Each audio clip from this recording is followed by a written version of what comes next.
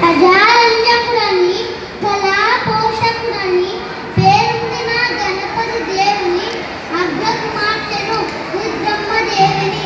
మా తండ్రి గణపతి దేవుడు నాకు ఒక పక్క సంగీత సాహిత్య నృత్యకళలు నేర్పిస్తూ మరో పక్క రాజనీతి అర్థశాస్త్ర విద్యను నేర్పించారు.